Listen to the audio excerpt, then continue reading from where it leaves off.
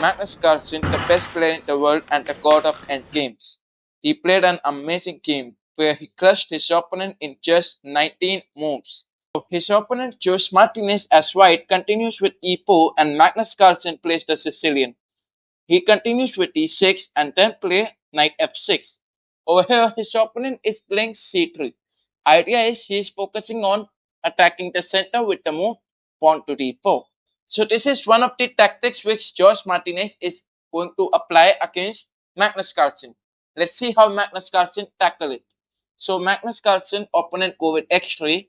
Magnus Carlsen play knight c6. He know that his opponent can try d4 anytime. So let's play knight c6. So comes bishop d3, e5 and then bishop c2, d5, e take d5, queen take it, queen e2, bishop e6. Now over here, if you observe, Magnus Carlsen is focusing on long castling. Now, his opponent's bishop is not at all developed, so Magnus Carlsen has an opinion that his opponent is going to short castle. So Magnus Carlsen want to long castle and focus on creating a pawn storm. Basically, it can help in attacking the king side. So that's why bishop e6. Now his opponent plays d3. Over here he played d3 so that he can focus on c4 and increase the attack at the center. Now basically if you observe that in the starting, his opponent even played bishop d3.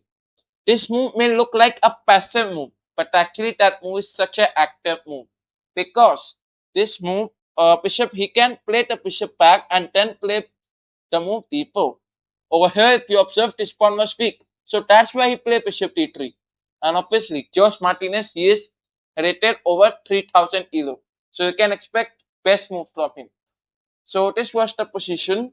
After bishop e6, d3 was a great move. He is focusing on c4, attacking the Magnus Carlsen queen.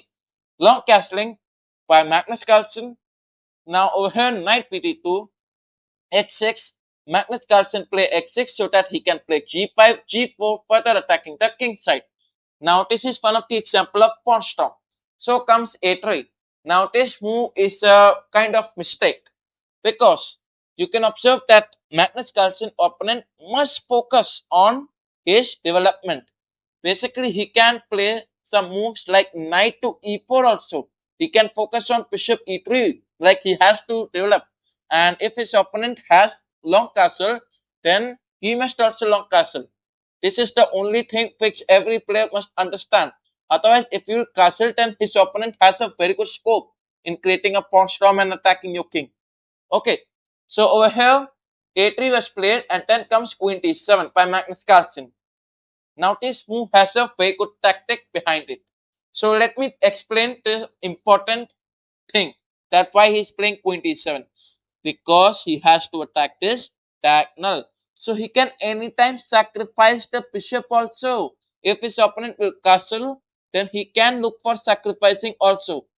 And first of all, he'll play g5, g4. What I think, he'll play g5, g4. Okay, so knight goes to e4 was the move by white.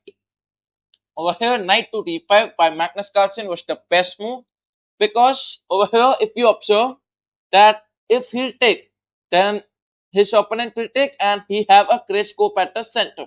So that's why Magnus Carlsen denies and play knight d5. He focus on f5, g5, f4, g4 and all. So that will be a very good vulnerable attack towards the king side. So comes castling. Now why is that move a mistake? You all know that f5, g5 are all the possible options. Now you all might be expecting f5 from Magnus Carlsen, but he played g5. Why is that a miss? You all know that he could have played f5. That's why he's played a miss move. Over here, his opponent also play a miss move. What he missed? So over here, he can play bishop a4. He can try to create a pin towards the queen, and then he can even take this pawn because the knight cannot take. The bishop is going to take the queen. Anyways, so comes b4 and then comes g4. Now that's a great move, supported by the bishop attacking the knight, especially the king side. So this is one of the major attacks which his opponent is going to face. And Magnus Carlsen, the god of endgames, is active.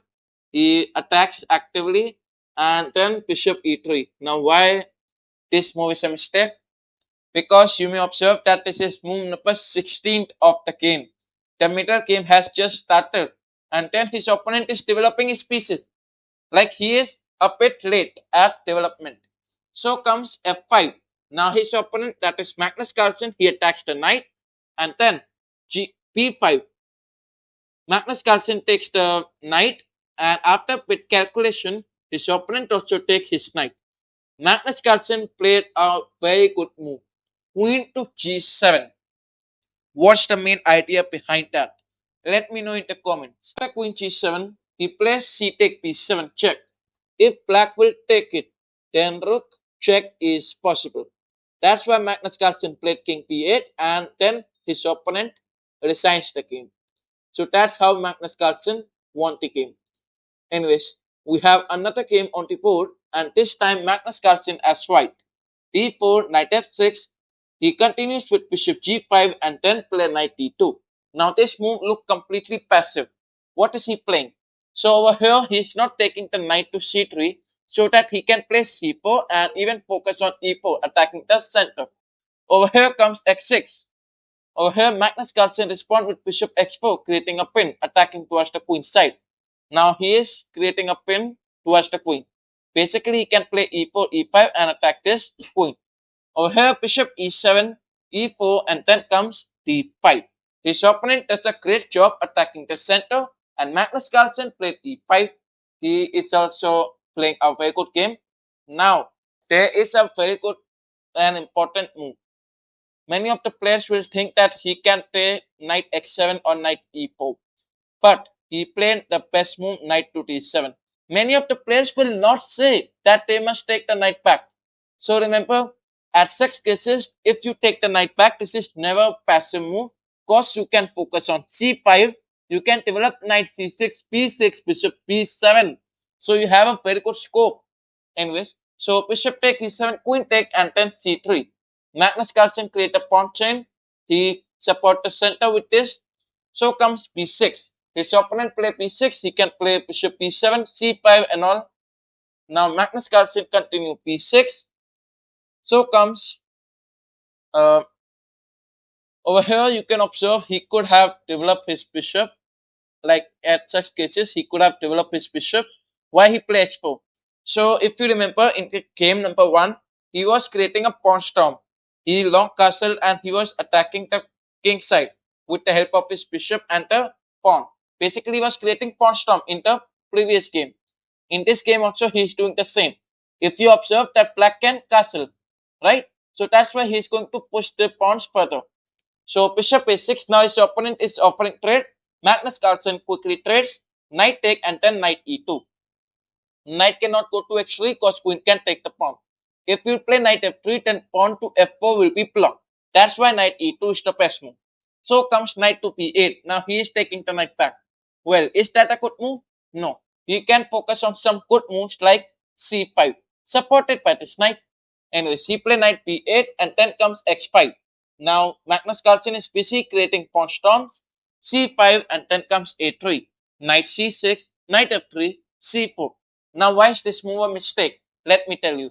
The knights in the close positions are always active. And if you observe, this is looking like a close position. Alright? So that's why this move is a mistake. King goes to f1. Now you might say that Magnus Carlsen is making fun of his opponent. No, not at all. If he'll castle, then the rook will come to f1. So over here, the rook is already doing a great work in protecting it. That's why he played king f1. He can play g3, king g2 and all. So this is how Magnus Carlsen is planning. Okay, all these plans are so helpful in your game. You must understand these games. Okay, so his opponent long castle and then comes knight f4.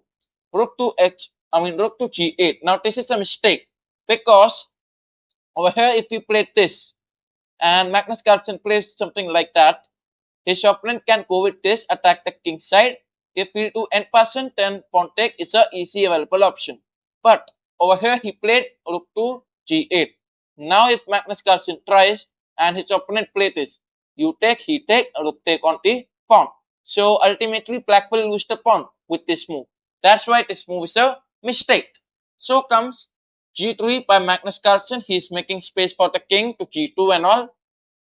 B5, king G2, knight B6, and then continues knight X4. He will take this knight to E2 or knight here. He can focus on F4 with that.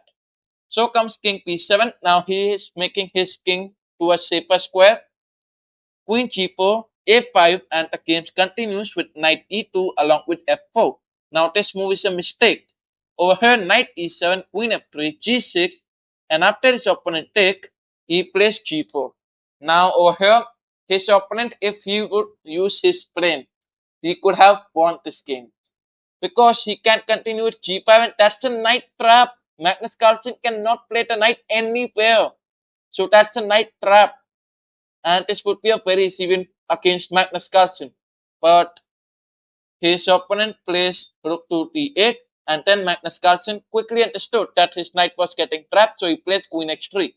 Knight a4, knight to f3. With this he is attacking the pawn. That's why his opponent is not capturing it. Anyways, his opponent is also doing a good job in attacking this because you can observe this pawn structure, a very active pawn structure.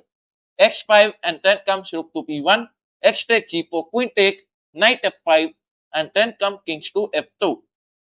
Knight fork is upcoming, that's why king f2. So comes rook g7, knight g5, king a6. The game continues where Magnus Carlsen quickly trades. Now he can take from this, open up his rook file, right?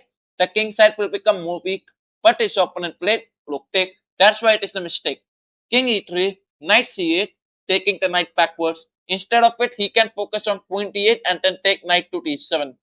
Okay, if he really wants to develop, he can take this knight there and support these two weak pawns.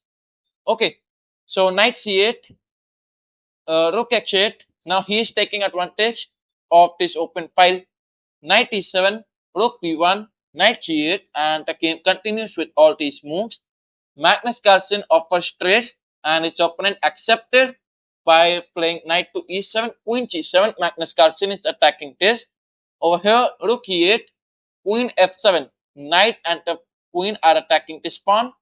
King p5, knight take e6, rook c8, rook to a1. Now Magnus Carlsen is taking complete open file and all.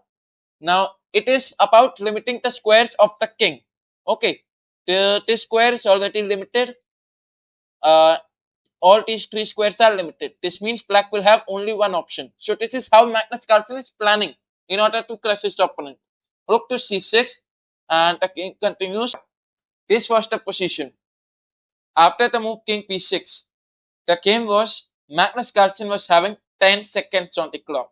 His opponent having 4 seconds. Well, Magnus Carlsen thought for 1.5 seconds. Okay, and he quickly sacrifices the queen. The idea is simple that if black will take, knight take, give a check, and that's an easy win by taking the queen. So this is how Magnus Carlsen crushes his opponent. Anyway, so if you enjoyed this video, do like the video and thanks for watching.